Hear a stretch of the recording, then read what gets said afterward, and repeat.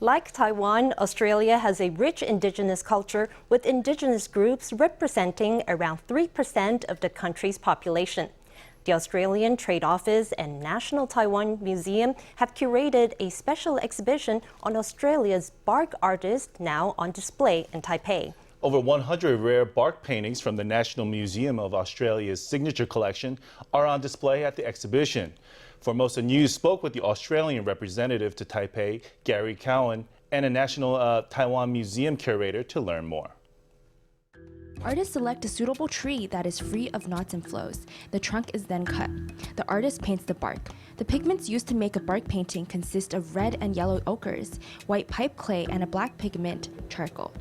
Bark paintings is a traditional practice of people in Arnhem Land in northern Australia, as well as people from Groote Island, northern Queensland, and northern Western Australia. The first written reference to a painting on a bark is from a discovery by French explorers in a disused shelter in Tasmania between 1800 and 1804. Australian indigenous paintings on bark have become highly sought after by Australian and international collectors. Now showing in the National Taiwan Museum, Old Masters Australia's Great Bark Artists exhibition features the work of 45 painters from Arnhem Land. Many of these artists were also ritual leaders, statesmen, and cultural advocates. 144 barks were painted between 1948 and 1985. They portray indigenous culture and life through painting. People there, came up with this method of taking the bark off a tree, curing the bark, and then turning it into the equivalent of a canvas for painting. It's a very particular kind of art style. Today, the major production area for bark paintings is tropical Arnhem Land, which experiences distinct wet and dry seasons. The three major bark art regions of Arnhem Land are the eastern, central, and western regions, whose people have unique identities and cultural differences. The designs are a type of pictographic alphabet, which can tell a story as well as any form of communication. They are proud statements of group and individual identities, portraying indigenous people's sacred worlds, lands, religious beliefs, and histories.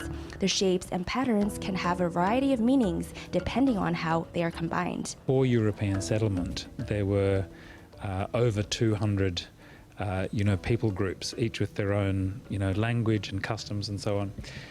Stories about where they came from, and all of this is reflected in the art. This 1965 work is created by Urwala, one of the Old Masters and an indigenous tribal leader who promoted and protected his heritage in Australia's Western Arnhem Land in the Northern Territory. He created this artwork with special techniques.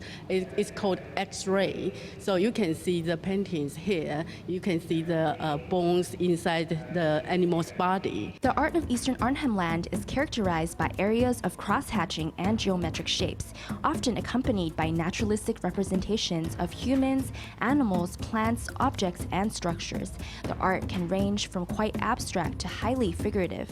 Mathamam, a painter from North East Arnhem, created this picture. The old masters, they were all men. One of the interesting things is that it tends to have been their daughters who've then learnt the craft from them. So the artists, a lot of the artists doing great work now in Arnhem Land, not only in Arnhem Land but also in some of the other communities, tend to be women. Australia has the world's oldest continuous cultures in the world, with around 500 different clan groups. Each of them has a distinctive culture and language. About 700,000 people of Australia's population identify as indigenous. One similarity between Taiwan's indigenous people and Australian indigenous people is that both groups make up around 2.4% of the entire population. The governments of both nations have paid attention to the development of the indigenous cultures. Of course, Taiwan has indigenous people too, with very proud traditions. One of the things we want people to take away from the exhibition is that, there's a strong link that we can have between Australia and Taiwan. A bark painting is more than just a painting. It represents stories and ancestral spirits and brings them to life. The Australian government hopes to teach others about its indigenous cultures through a combination of culture events and global exhibitions. Old Masters Australia's Great Bark Artists is held at the National Taiwan Museum. The exhibition runs through February 9th. For Formosa News, Stephanie Yang, Wang Renshi in Taipei.